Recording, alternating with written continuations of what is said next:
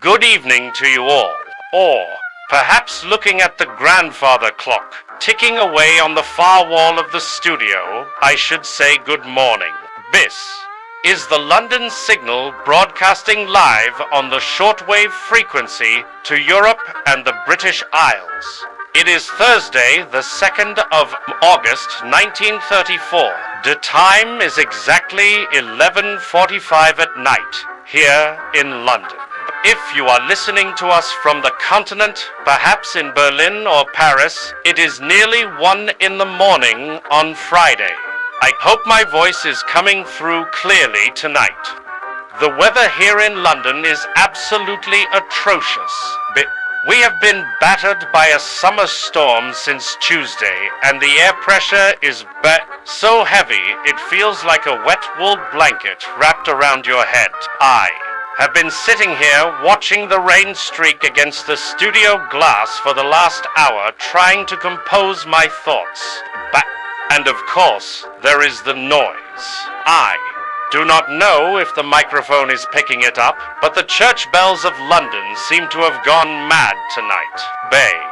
They have been ringing for hours. Bong, bong, bong. It is enough to give a man a migraine. Usually bells in this city mean a royal wedding, or perhaps a victory at the cricket match against Australia. But tonight, they are not celebrating anything. They are echoing the bells currently tolling all across Germany. They are singing a song of mourning. Or at least that is what the official propaganda would like us to believe. We finally received the official confirmation from Berlin just a few hours ago. I have the telegram right here on my desk somewhere under this pile of ash and coffee stains. Ah, yes, here it is. The paper is thin and cheap, but the message is heavy.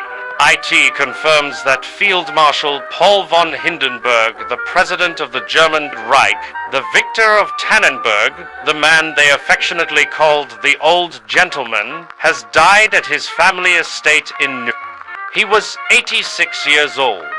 Now, before we move on to the politics, let us be honest with each other for a moment, shall we? Let us speak plainly as friends do late at night. Hindenburg has been, how shall I put this politely, mentally on vacation for quite some time. He was a relic, a walking statue carved from the stone of the 19th century. I suspect the poor old man probably thought he was still fighting the French or the Russians half the time. He was a symbol of a Germany that no longer exists. A Germany of Kaisers and honor and monarchs. But senile or not, the old man was important. Crucially important. He was the heavy paperweight that kept the papers on the desk from flying away in the hurricane. He was the only man Adolf Hitler actually feared. Big boo. We have all heard the stories from the chancellery of how Hitler would stand in front of the Old Marshal like a naughty schoolboy, twisting his cap in his hands, afraid of being scolded by the headmaster. Hindenburg was the safety brake on the train. Well, the headmaster is dead now. Bus school is empty. Bar. And the naughty boy has just locked the doors and swallowed the key. But here is the part that truly chills the blood. It is the part that makes you want to laugh if you do not vomit first. You simply have to admire German efficiency. Truly, it is breathtaking in its cynicism.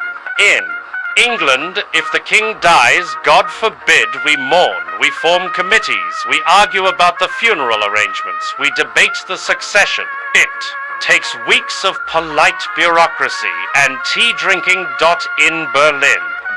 Do not waste a single second. Listen to this detail, which I find absolutely fascinating and terrifying. It turns out that the German cabinet passed a law merging the office of the president and the office of the chancellor into one single supreme position. Do you know when they passed it? They passed it last night. August 1st, before Hindenburg even died. Can you imagine the scene?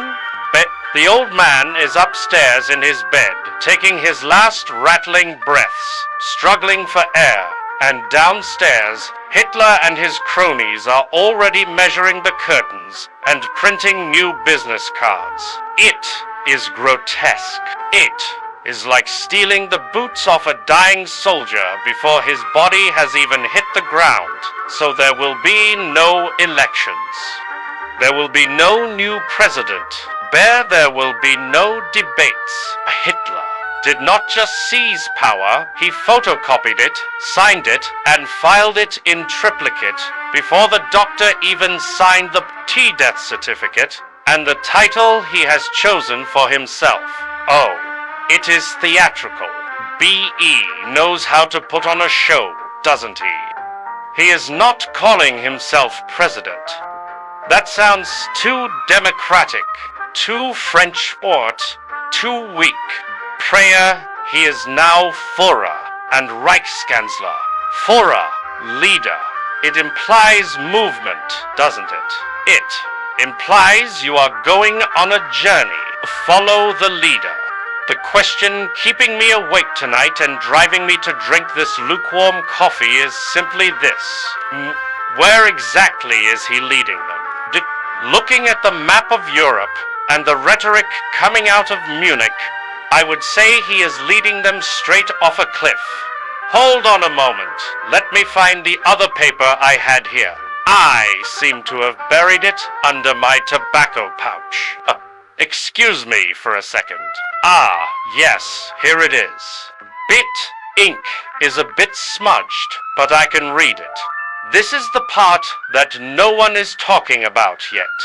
But in my humble opinion, it is the most dangerous news of the night. It comes from the barracks, from the soldiers. You see, the German army, the Reichswehr, is a proud institution, perhaps the proudest in the world. They are Prussian aristocrats. They polish their boots until they can see their ancestors in the reflection. They generally look down on the Nazis. They think Hitler is a bohemian corporal, a loudmouth from the streets, with a bad haircut and an ill-fitting suit. Hitler knows they hate him.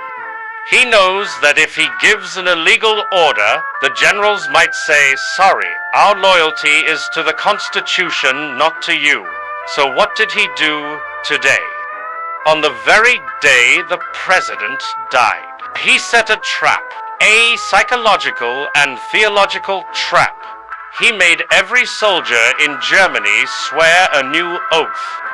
Not to the Constitution, not to the fatherland, not to the flag, but to him personally, to Adolf Hitler the man. I have the text of the oath here.